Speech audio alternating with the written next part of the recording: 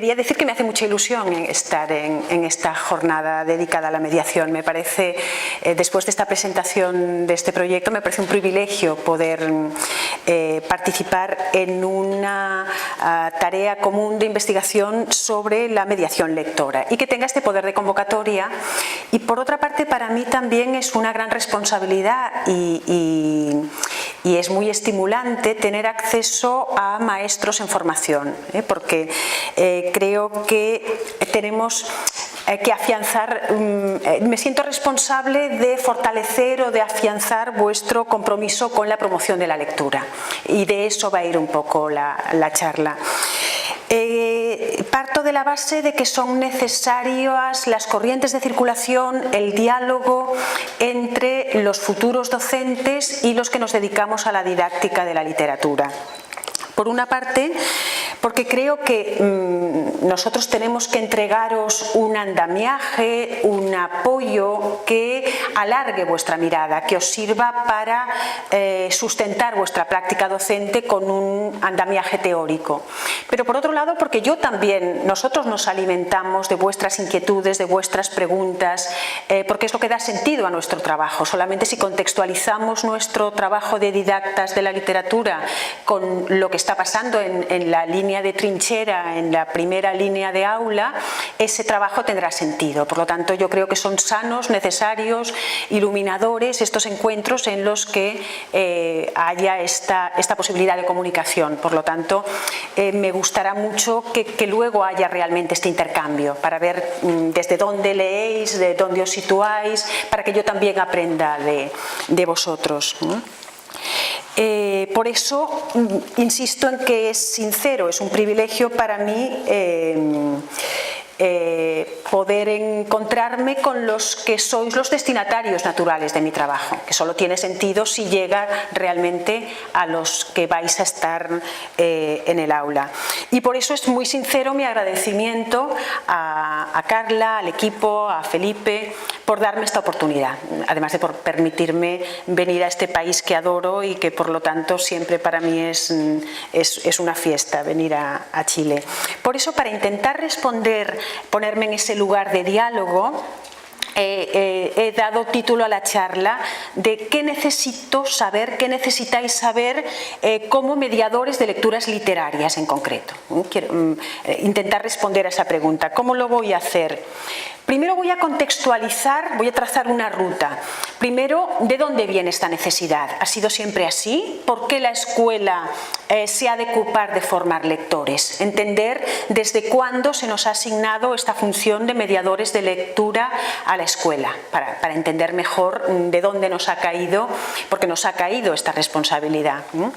Por otra parte, decir, vale, esta responsabilidad, y además es posible hacerlo. Y para decir que es posible, para visualizar ese recorrido de final del camino, de una parte del camino, he escogido un vídeo de una buena lectora que ha sido formada con un buen programa de mediación literaria, y os voy a enseñar lo que esa niña de unos 11 años, que es el final de la primaria en sexto de básico, unos 10-11 años, lo que esa niña es capaz de decir, hablar sobre sus lecturas, ¿no?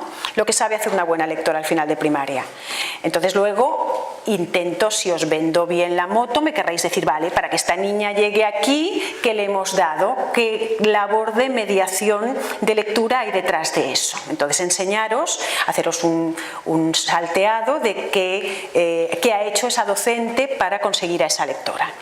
Y entonces, por fin, diréis, ¿y dónde estamos nosotros? Bueno, al final os tocará a vosotros. Intentaré que todo confluya en unas líneas de progresos, de vuestros deberes, de qué necesitáis, por lo tanto, para conseguir provocar ese efecto, para hacer una buena mediación lectora.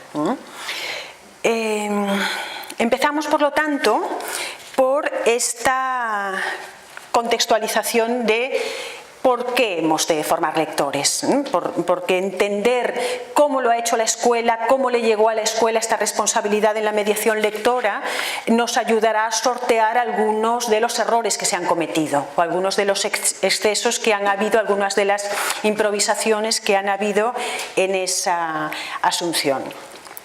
podríamos partir de que hay un consenso social sobre que la escuela debe formar lectores, ¿no? En eso estamos de acuerdo. Y eso es así porque hay, por ejemplo, unas alertas que se han despertado con las pruebas PISA, las pruebas PIL, que nos dicen que nuestros alumnos tienen en diferentes momentos de la escolaridad graves carencias en comprensión lectora.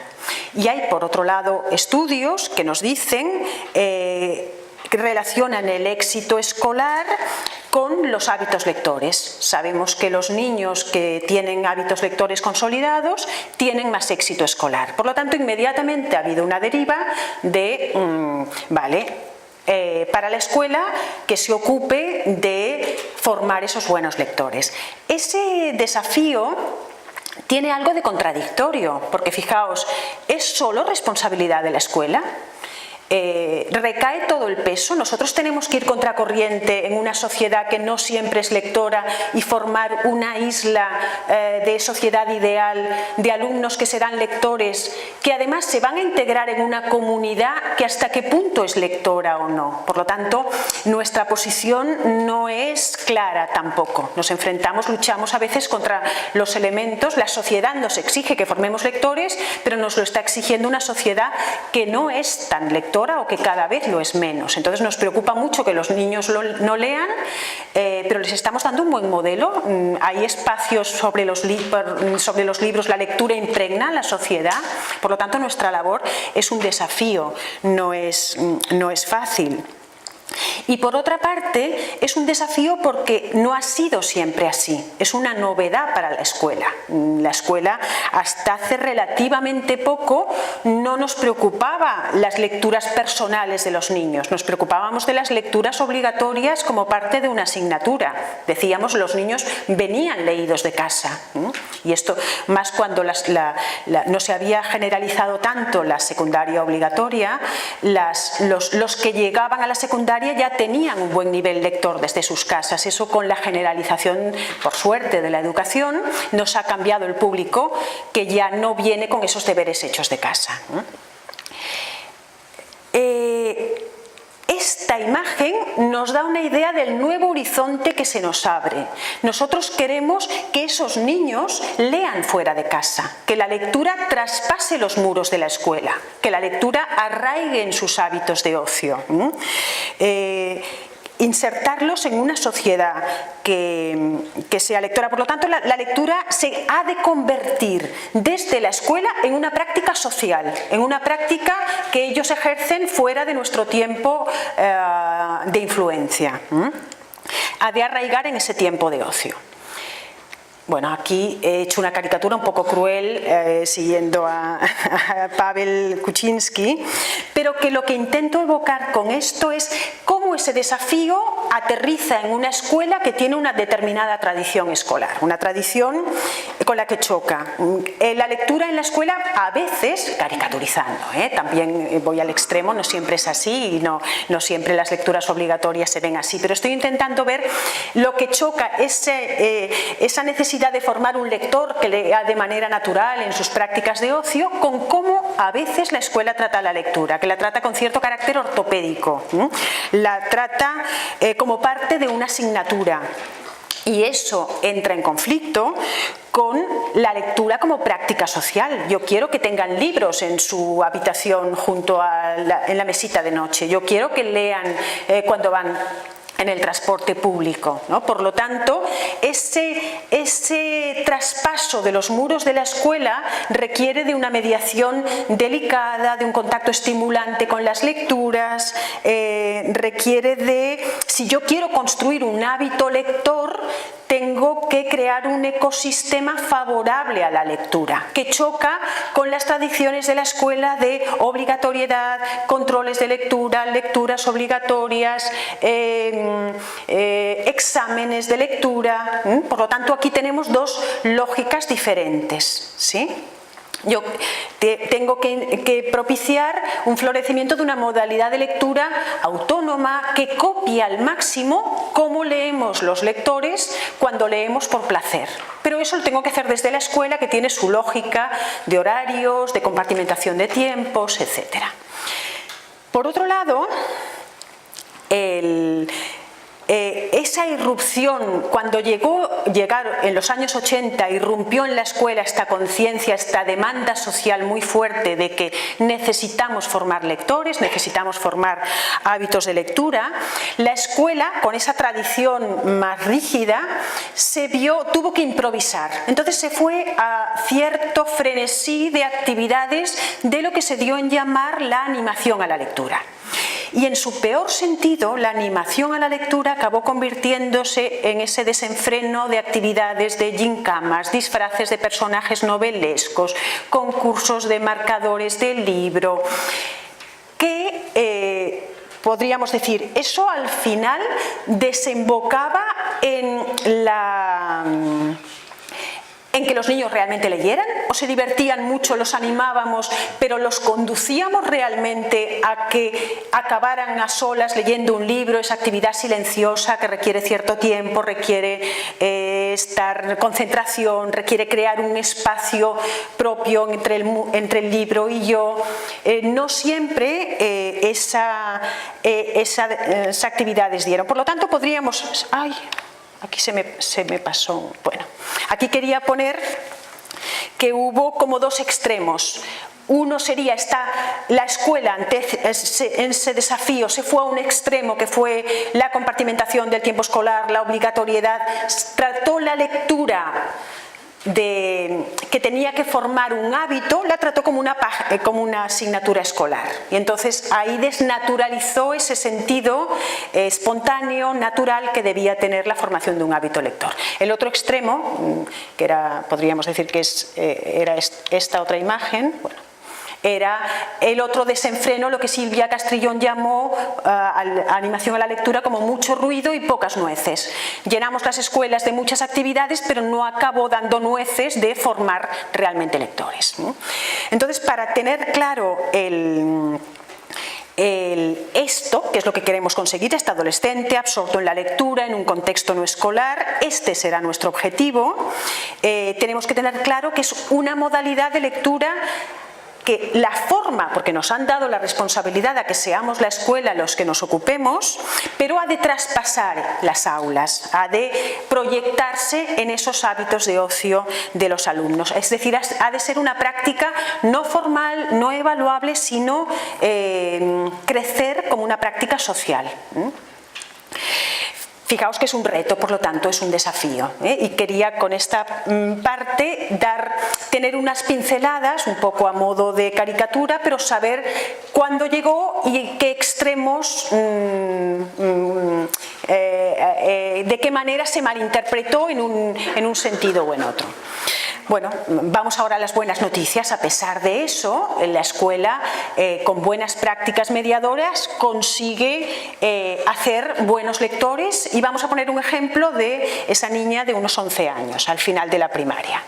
Caminos Lectores es una actividad que hace en sexto de primaria en una escuela de Tarrasa, en Barcelona, cerca de Barcelona, en una escuela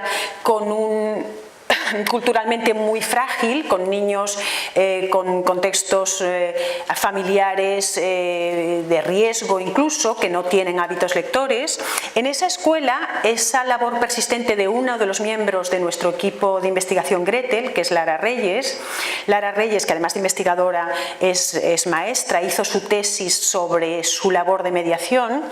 Una de las actividades, de las muchísimas que tiene Lara, que también podéis leer y podéis seguirla, son lo que ella llamó los caminos lectores. Y entonces los niños de sexto de primaria ocupaban el hall de la escuela con estas huellas. Entonces ellos iban poniendo su recorrido lector. Escogían las lecturas que para ellos eran fundacionales, los que los habían configurado como lectores, y iban escribiendo entre portada y portada de los libros que habían leído la explicación de este libro me gustó y me llevó a este otro, ¿por qué tal o por qué cual? Y aquí, lo que pasa es que lo minimizaré y volvemos luego a la presentación. la niña está leyendo lo que ella escribió entre las portadas de los libros. Lo que pasa es que está traduciendo directamente del catalán. Por lo tanto, veréis que a veces dirá cosas que no os tienen sentido. Pero bueno, es que va leyendo, está escrito en catalán y lo va traduciendo al castellano. La mano negra creo que es una novela muy ágil. Un tema a destacar es que en cada capítulo hay un enigma escondido que hasta que no lees el capítulo siguiente no se descubre. Hablando de enigmas y cosas escondidas, querría relacionarlo con Historia. Es una novela fascinante, aventurera, que tiene muchos aspectos a destacar. Uno de ellos es que los personajes tienen un mundo pequeño donde están ellos, creando la metaficción. Dejando la fantasía, en la siguiente novela encontraréis el realismo que pasó. Las maletas de Alfie es una novela separada en dos historias que se relacionan todas tres porque están situadas en la Segunda Guerra Mundial. Creo que es muy interesante por el tema que trata. La verdad es que, como necesitaba leer alguna novela más humorística, leí Las brujas, un clásico de la literatura infantil. Creo que te engancha mucho a causa del tema. Está muy bien escrita.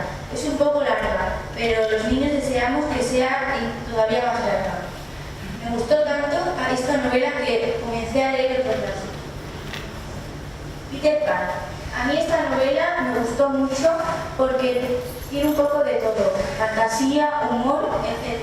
Es perfecta. Es muy sentimental. Después de haber leído tantas novelas fantásticas, pasé al realismo. El jardín secreto es una novela especial por la protagonista, que es un personaje redondo y especial. Cuando la estaba leyendo me sorprendió que encontrase el jardín a la mitad de la novela.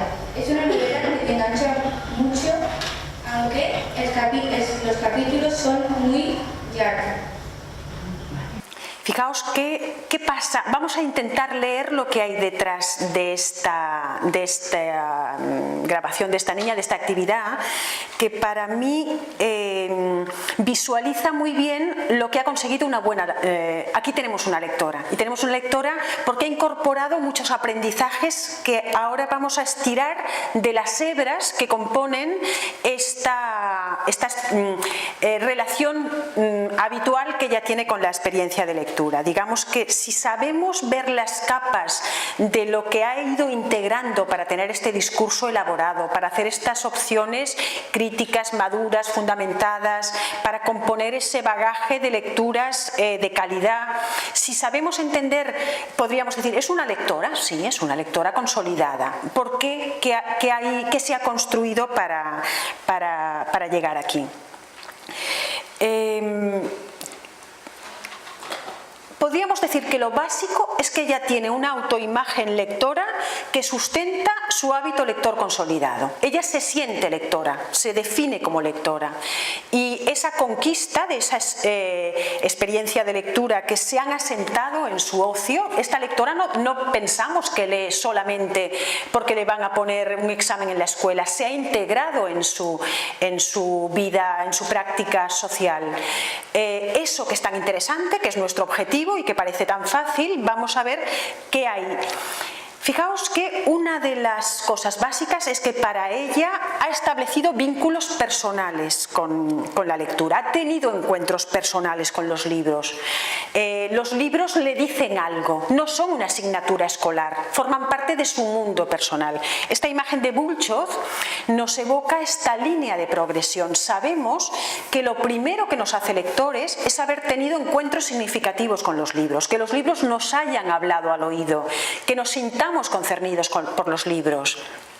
Y para establecer ese vínculo, uno no lee, aunque es verdad que aumenta el vocabulario, pero yo no leo porque quiero aumentar mi vocabulario. Ese es un efecto colateral. Para yo engancharme a la lectura necesito que un libro me haya cogido de las solapas, como dice Golding, que me haya escogido, que me haya dicho algo, que haya dialogado conmigo, que me haya iluminado mi mundo interior, que de alguna forma me haya ayudado a entenderme a mí misma. Son esos libros los que hacen lectores, no los libros. Yo no leo ahora un libro de historia porque necesito tener vocabulario para el próximo examen. Leo un libro porque me interesa la historia de la protagonista, porque me identifico con cierto tema, porque me conmueve. Por lo tanto, una de las cosas básicas es esa, que soy lector porque los libros me han ayudado a construirme mi mundo interior, me han dado armas para ordenar ese caos, para ayudarme a entender, me han alimentado mi intimidad. ¿Qué más hay detrás de esta lectora? Fijaos que disfruta con obras variadas y de calidad. Eso es básico, porque Teresa Colomer, en su libro Andar entre libros, habla de las líneas de progreso para ser un buen lector. Y una de las líneas de progreso es que ser un buen lector significa tener acceso a un corpus de obras variadas y de calidad. No es un buen lector el que solo lee novela romántica, porque esa pasión acabará agotándose en sí misma. Para que el hábito lector sea sólido, se consolide, necesito que mi mochila de libros que pueda apreciar libros de diferente tipo, porque eso es lo que me asegura la continuidad, ese paladar refinado, abierto a diferentes cosas. Y fijaos, si vemos las portadas de lo que ella ha dicho, que no es solo lo que haya leído, es los que ella escoge como fundamentales. Hay novela negra, hay novela de fantasía, hay novela realista con contexto histórico, como Las maletas de Auschwitz, que usa las maletas de los judíos como metáfora de lo que supuso el Holocausto. Hay un clásico de la literatura de humor como Roald Dahl, hay un clásico de calidad, Peter Pan, y otro gran clásico también, una novela compleja en la que se une la evolución psicológica, como El jardín secreto. Por lo tanto, esto es todo lo contrario de ese lector encasillado. Podríamos decir que si solo tenemos lectores encasillados, no vamos a formar ese lector que persista en el tiempo. Una vez que se le pase la moda, dejará de leer, se agotará en sí mismo. Otra hebra de esa lectora consolidada que os he enseñado es que es capaz de disfrutar de las lecturas de diferente manera. Hay una lectura, ella dice alguna vez, que te engancha, hay esa lectura proyectiva, fácil, que te arrastra, pero además, si os fijáis en su discurso, también ha ido formando una capacidad de lectura más distanciada. Es una lectora que paladea. Por ejemplo, es muy fino cómo discierne elementos estructurales diferentes. En La mano negra dice la resolución de cada enigma se da en el capítulo siguiente. Y ella valora que está construido así. En Las maletas de Auschwitz dice, está compuesto de historias diferentes, te está reconociendo una estructura episódica diferente, no le pone nombre, pero la está reconociendo. Y por ejemplo es magnífico cuando en El jardín secreto se da cuenta y se sorprende de que el clímax, que es saber cuál es ese jardín secreto, dice, me sorprendió que eso pasaba a mitad de la obra. Normalmente el clímax pasa al final de la obra.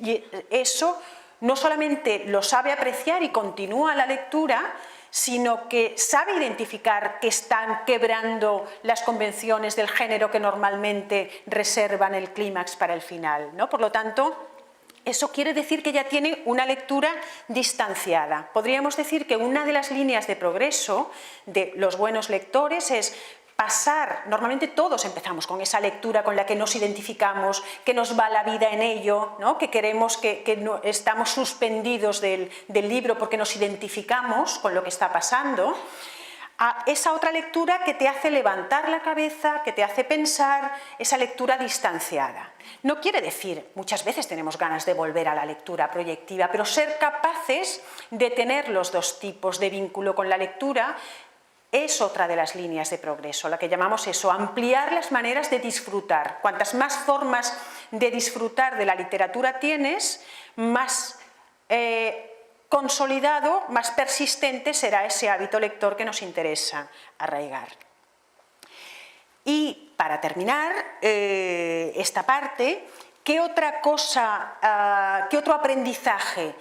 Supongo que a pesar de las dificultades de traducción habréis visto que tiene un discurso, para ser una niña de 11 años, bastante sofisticado, bastante elaborado sobre las lecturas. Y esa es otra de las líneas de fuerza. Un buen lector es el que sabe hablar de su hábito, el que va más allá de este libro, ¿está fome, diríais? O me ha gustado muchísimo. Nosotros diríamos, si me ha gustado mucho, es muy guay. Es un rollo, es muy guay, está fome. Si tú solo sabes decir eso de un libro, estás pudiendo analizar poco, tu capa de análisis de la lectura es muy superficial. En cambio, si tú tienes un discurso más elaborado, quiere decir que eres un lector más maduro. Fijaos, si desbrozamos un poco, ella identifica los géneros, habla con mucha naturalidad. Este era de fantasía, luego necesitaba uno más realista, este era de suspense. Habla también de convenciones literarias. En un momento dice que hay metaficción. Metaficción, ya estamos hablando de palabras mayores y ella lo integra con mucha naturalidad. Habla de, era un personaje redondo. Fijaos cómo el hábito de lectura, si está sustentado con conocimientos que se integran de manera natural, porque ella dialoga con los libros a un nivel profundo, nos está diciendo que ese hábito es sólido.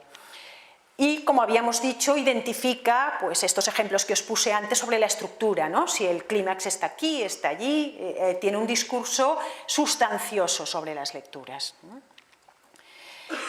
Por lo tanto, fijaos, haciendo un poco de resumen, estos objetivos nos marcan líneas de progreso. ¿Qué tenemos que hacer para que salgan estos lectores que se consideran lectores y que tienen este aplomo al hablar de los libros?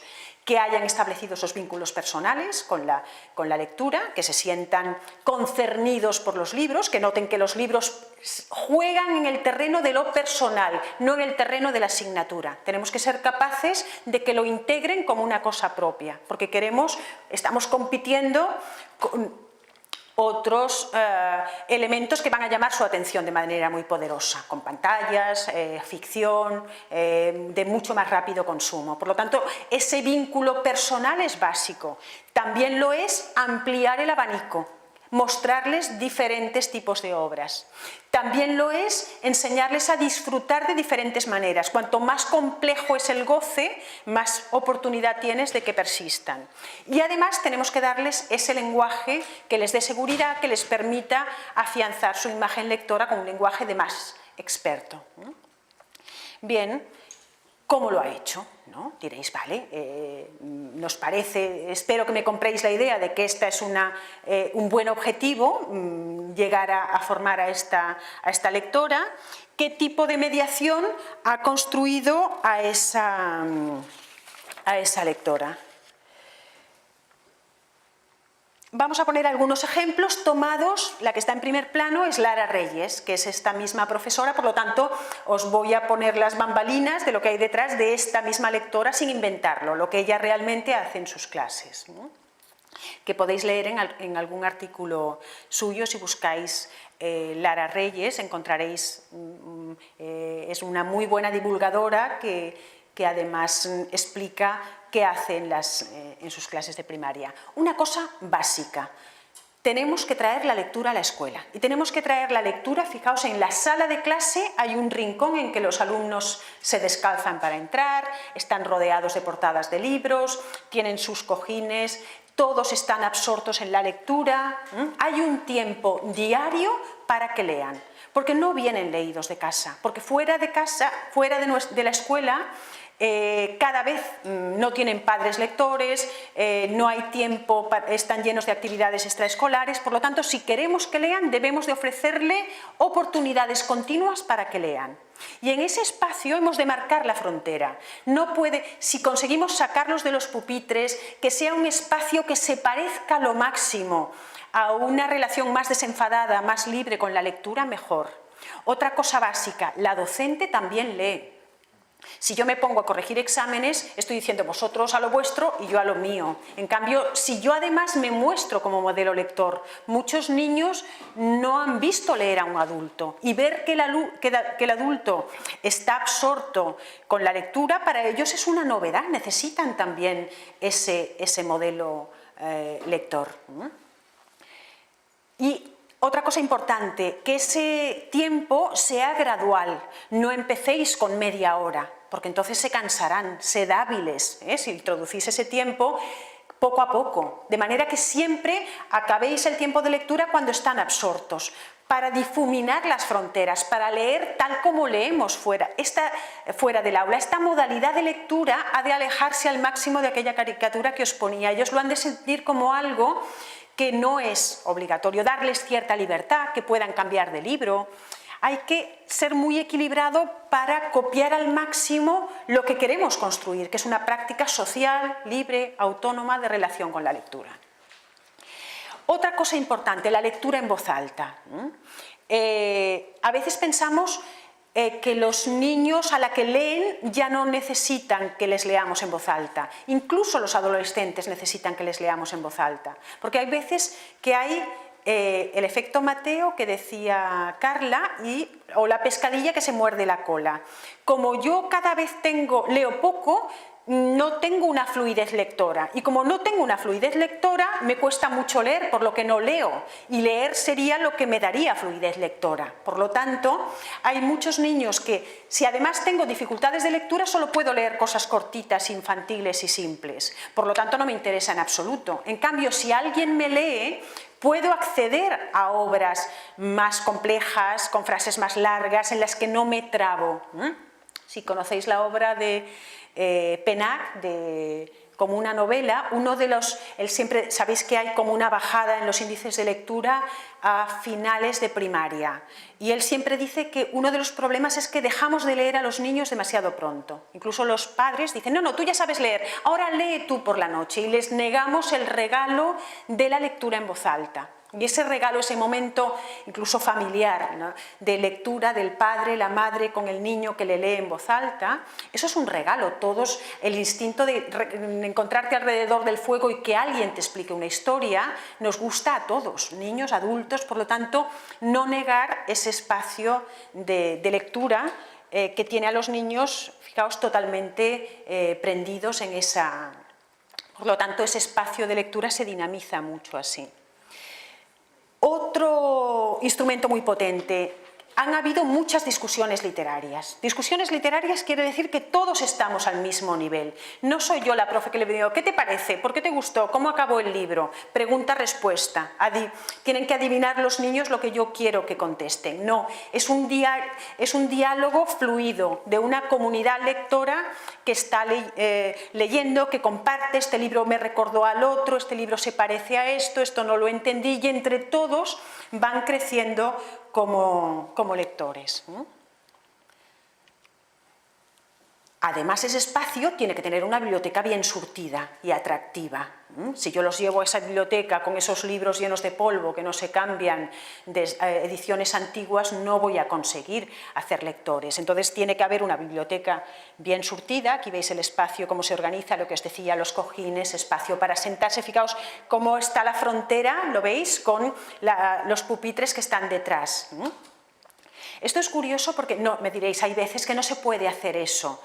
He visto en aulas de niños más mayores, de secundaria, cuando se da ese espacio de lectura, de manera natural, ellos buscan esa diferencia. Entonces se les da la libertad, algunos se sientan encima de las mesas, otros se buscan debajo de las mesas y se buscan como una mini casita reproducen ese espacio de intimidad con el libro. Por lo tanto, dar esa libertad para marcar, ahora no estamos en la asignatura, ahora estamos en un espacio diferente, es muy potente, dibuja ese espacio de intimidad que uno quiere con el libro.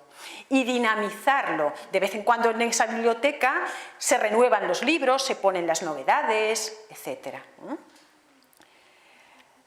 Y además hay muchas actividades formativas en torno a los libros. Se hacen catálogos de poesía, los niños recitan sus versos favoritos, hacen poemas, talleres literarios.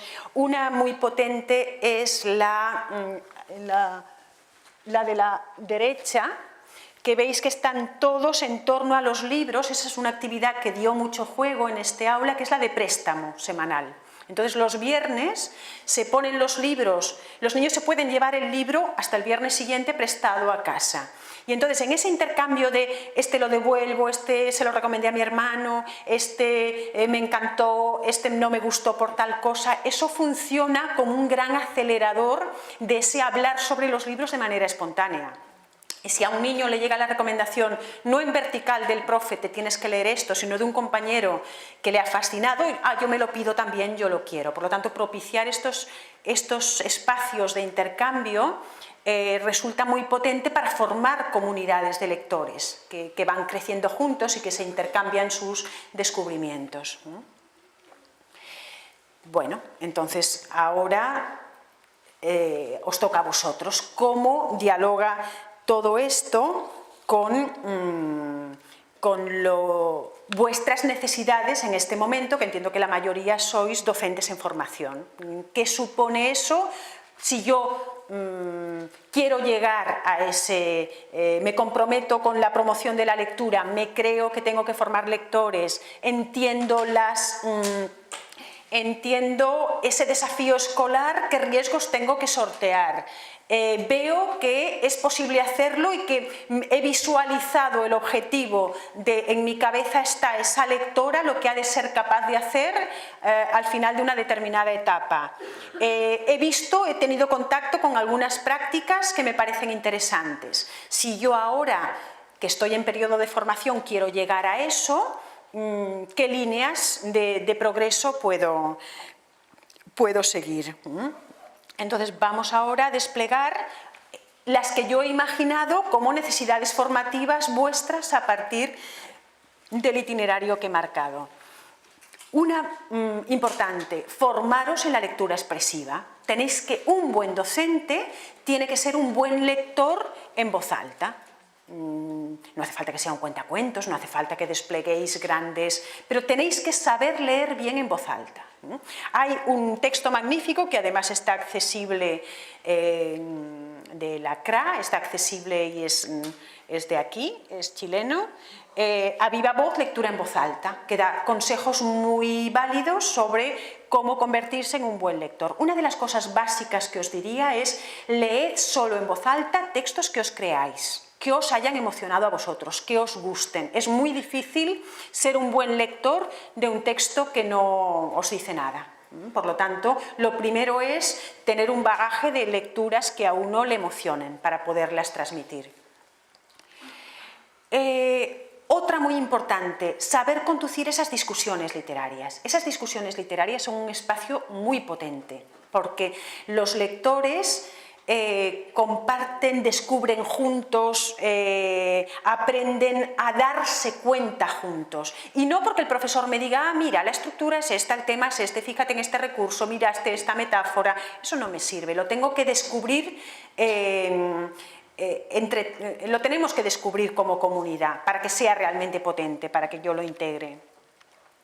En ese sentido tenéis un libro que siempre recomendamos, que seguramente conocéis ya, el Dime, de Chambers. Es un libro magnífico, no sé si aquí en Chile se encuentra, ¿sí? Porque en España ya está muy agotado y no se encuentra. Dime, de Chambers, lo que hace es decir, este programa de discusiones literarias lo llevó por extenso durante mucho tiempo. Entonces va diciendo qué cosas hay que hacer. Una de las cosas básicas es, por ejemplo, dar tiempo para que contesten las preguntas. Si tú dices, haces las preguntas y pasas a otro, estás instaurando un ritmo escolar. Tienen que encontrar la respuesta acertada. En cambio, si tú hay preguntas y dejas que lo piensen, quiere decir que das tiempo a que vayan elaborando su pensamiento. No tienes este tic profesoral de miedo al silencio, de que parece que siempre una discusión literaria requiere silencios también. Chambers también dice La pregunta es tell me, dime, no por qué. Él dice, ¿por qué? Es una muy mala pregunta para una discusión. ¿Por qué te gustó el libro? Es una pregunta muy abarcadora, muy difícil. En cambio, si le dices, dime qué te gustó, dime cuándo te paraste, dime qué te costó, dime qué te llamó la atención, dime, es mucho más mucho más invitadora, es mucho menos amenazante como pregunta. Entonces, ese método, que está muy bien explicado, tipos de preguntas que se pueden hacer, pone muchas experiencias de aula, es un libro además muy ameno, que se lee muy bien y que consigue, una de las cosas, por ejemplo, él pone el ejemplo de una niña de 8 años que no era la que más hablaba en las discusiones y que ella dice, nosotros no sabemos lo que pensamos sobre un libro hasta que hemos hablado sobre él. Esto te da la medida del éxito en una discusión literaria. La discusión entre todos le ayuda a la niña a saber, a conformar entre todos lo que piensan del libro. Fijaos que la pulsión, cuando nos gusta o no nos gusta, sales de una película y a veces no sabes si te ha gustado o no hasta que no lo comentas con la persona que la ha visto. Ah, pues no me gustó eso, pero ahora que lo dices es verdad. Ir conformando ese peloteo conjunto hace que la comunidad lectora vaya creciendo, y eliminamos esa cosa horizontal que la convierte en una asignatura. A ver si me acuerdo de a qué hora salió de la estación el protagonista. No son preguntas de esas las que hacen lectores, sino es esa conversación que nos hace crecer, nos hace entender más. Otra de las cosas básicas, y aquí hay que fajarse, es, claro, necesitáis un bagaje de lecturas. Tenéis que conocer muchas obras de literatura infantil y juvenil. No queda otra, no se puede dinamizar ese espacio si no tenemos referentes. Tenéis que, y eso además es una labor que nos dura toda la vida, siempre tenemos que estar leyendo, descubriendo cosas nuevas. Y os voy a asustar un poco con Chambers. Chambers, que ha reflexionado mucho, dice, desde 1982 he estado tratando de descubrir cuántos y cuáles libros para niños necesita haber leído un estudiante para maestro, si quiere ser competente como promotor de lectura desde el primer día de su trabajo. Creo que tengo la respuesta, aproximadamente 500, que no cunda el pánico. Vamos a ver. Cerca de 50 son libros de ilustraciones. Necesitáis libros que tengan ilustraciones. Aproximadamente 250 son novelas. Cerca de 75 libros de poesía. Bueno, es decir, tenemos deberes. Si queremos ser promotores de lectura, tenemos que conocer el terreno que pisamos. ¿Qué lecturas? Pues tienen que haber, como él dice, narraciones actuales, pero también clásicos. Tienen que haber libros de género, fijaos la novela de La mano negra, series para introducir a un no lector en la lectura. La serie es un buen elemento, porque si le gusta una querrá leer las otras. Y es además un tipo de libro que lo hace sentirse experto. Yo ya me leí las 5 de tal serie. Uno entra, seguramente si os remontáis a vuestros antecedentes lectores, hay alguna serie que os enganchó y os dio esa sensación de que yo dominaba, yo era connoisseur. Yo me sabía del protagonista. Es importante también la literatura multimodal. El álbum ilustrado, que supongo que conocéis, que usa la imagen además del texto, pero también la novela gráfica, la literatura en pantallas, que también está produciendo relatos en los que la música, el movimiento, la interacción son importantes, sobre todo cuando ya tenemos esos lectores reticentes, esos adolescentes que están encastillados en su postura de que no les gusta leer. Recurrir a textos breves con imágenes puede romper esas barreras que tienen ante la lectura. Por lo tanto, dominar, tener algunos referentes de este tipo y luego no dejar solamente la novela. También tenemos que dar poesía. A veces también hay que preocuparse por el lector raro, nosotros llamamos a veces los frikis, los marginales. No vayamos solamente a lo que les gustará a la mayoría, cuidemos también a las minorías. O a veces el teatro se da muy poco. O, por ejemplo, lecturas informativas. Muchas veces un perfil muy masculino de lector es muy reticente a las novelas y en cambio las lecturas más informativas le pueden apasionar. Entonces se trata de abrir un abanico amplio de lecturas. Ahí, eso. Seguimos con Chambers en las recomendaciones de ese bagaje. Dicen, los 500 son seleccionados porque representan los mejores de su clase, tanto del pasado como los que se están produciendo en la actualidad. Tenemos que tener en nuestra mochila los clásicos y los que... para los clásicos hay una obra de referencia de Teresa Colomer, que es la directora de nuestro grupo de investigación y una didacta muy reconocida que seguramente conoceréis. Y este libro, Introducción a la literatura infantil y juvenil, es un excelente manual que te dice las mejores obras de cada género, de cada tipo, por lo tanto, para usarlo de referencia, de chuleta, de decir, pues este me falta, este me gustaría, te da un panorama muy sólido. Por lo tanto, tú puedes tener ahí las fuentes de la literatura, los clásicos, digamos, y los asentados. Pero al mismo tiempo hay una avalancha permanente. Sabéis que el mercado de la literatura infantil y juvenil es muy goloso, por lo tanto se están produciendo novedades continuamente. Y esas novedades son una avalancha en la que hay obras muy buenas y muchas obras muy malas, muy intrascendentes, muy banales, muy comerciales. Por lo tanto, uno necesita instrumentos para orientarse. Por ejemplo, tenéis blogs como Linternas y Bosques de Adolfo Córdoba, que tiene recomendaciones y que está muy al tanto, es mexicano, por lo tanto también de obras que podéis encontrar aquí, que os recomiendo mucho. La categoría reseñas y recomendados es muy fiable. Tenéis, por ejemplo, para la lectura informativa Ana Tarambana, que literatura en general, pero también es muy competente en las lecturas informativas, da también muchas pistas. Tenéis nuestra página, la página Gretel, en la que cada mes también recomendamos libros y además lo hacemos con una mirada muy didáctica de cómo me educa este libro pues, para pues acostumbrar al alumno a una estructura fragmentaria, o este libro da mucho la mirada de cómo forma literariamente esas obras. Por lo tanto, como docentes yo creo que os puede ser muy útil. Otro criterio, vale, yo tengo mi mochila, pero ¿cómo acierto para dinamizar cómo selecciono los libros adecuados para quién? Para eso no hay recetas y en eso hay libros magníficos de Petit que nos hablan de lo aleatorio que es ese mundo. Los libros, es muy difícil prever qué libro le gustará a qué lector y Petit pone algunos ejemplos increíbles. Ella dice, por ejemplo, ya de adultos, ella hizo su estudio, es antropóloga de la lectura, y dice, pone el ejemplo de una joven turca que estaba intentando escapar, en su situación personal estaba intentando rebelarse contra un matrimonio de conveniencia que le proponían. Y la lectura que para ella fue determinante fue Descartes. O quizá la racionalidad de Descartes en aquel momento la iluminó, o un joven que estaba descubriendo su homosexualidad, y entonces el libro que le iluminó, que iluminó su espacio interior, fue la autobiografía de una actriz sorda. ¿Qué mediador va a decir, tú estás en esa fase, léete a Descartes? Es imposible, y gracias a Dios es imposible, porque si no sería como un punto rojo, punto azul, ¿no? Un cable que une con otro. Por lo tanto, no podemos aspirar.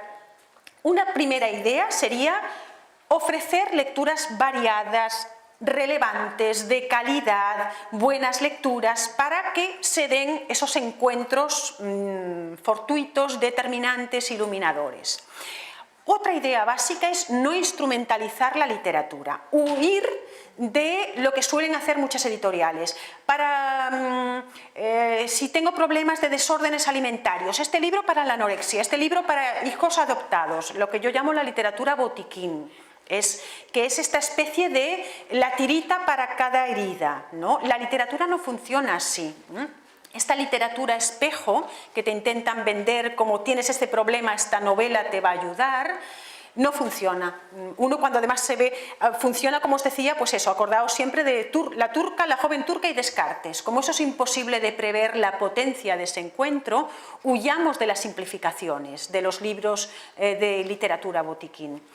Otro ejemplo, Usemos la literatura para crecer literariamente, no para inculcar valores. Este libro para que no hagan bullying en la clase. Este libro, la literatura opera por desviación, enseña a través de la imaginación.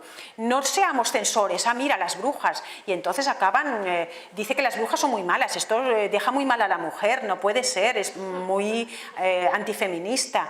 No pongamos, los niños son más inteligentes que nadie. En la medicina de Jordi, que el niño se acaba, la medicina de Jorge se acaba cargando a la abuela, los niños no se van a ir cargando a abuelas, se entienden perfectamente que eso es en clave humorística, gamberra, de risa, ¿no? Por lo tanto, no seamos pacatos en una literatura correcta, que todo esté bien ordenadito, ¿no? Porque entonces le cortamos la potencia. Y ofrecer oportunidades para que los alumnos profundicen en la lectura. Entonces aquí se abre todo un abanico de tipos de hacer proyectos, talleres literarios, acompañar la lectura, hacer que los niños hagan, hay muchas actividades. Esto dejo un fleco suelto, como me gusta mucho venir a Chile, pues confío, esta parte hasta aquí puedo leer, entonces lo dejaríamos para una charla siguiente, para no enseñar todas las cartas. En definitiva, fijaos que todas estas necesidades vuestras como formadores tienen una cosa básica, y es que tenéis que ser lectores. Tenéis que ser lectores, no se puede transmitir una cosa que uno no frecuenta. Si queréis presentarles aquí, Chambers dice en un momento, en la labor del mediador, es decir, aquí unos libros maravillosos, aquí unos niños, hagamos las presentaciones, pero tengo que conocer esos libros maravillosos, además tengo que saber cómo hacer las presentaciones, pero tengo que tener esos, por lo tanto tengo que ser lector. Y en ese sentido me parecen muy buenas las citas de Juan Sánchez, dice, antes que profesores somos lectores. Nuestra autoimagen lectora tiene que ser potente. Y por otro lado, Chambers de nuevo nos dice, todo lo que se pueda hablar en el mundo es inútil si nunca leemos ninguno de los libros sobre los que estamos hablando. Por lo tanto, eso parece verdad de perogrullo, pero es básico.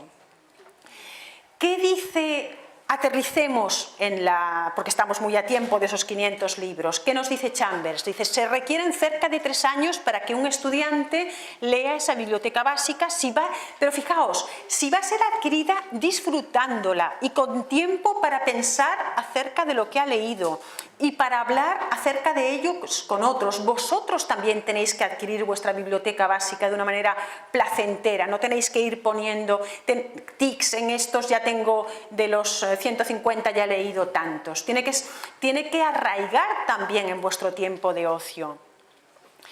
Por lo tanto, es básico abrir esa vía, y una de las maneras que yo os invito a hacer es crear clubs de lectura, juntaros, recomendaros libros, compartir descubrimientos, asistid a charlas en librerías, montad un grupo de correos en el que yo te recomiendo una poesía y tú le tienes que mandar a otro y recomendar otra poesía, y así vas juntando. Hay muchas maneras, hacer un foro virtual para comentar algunos libros.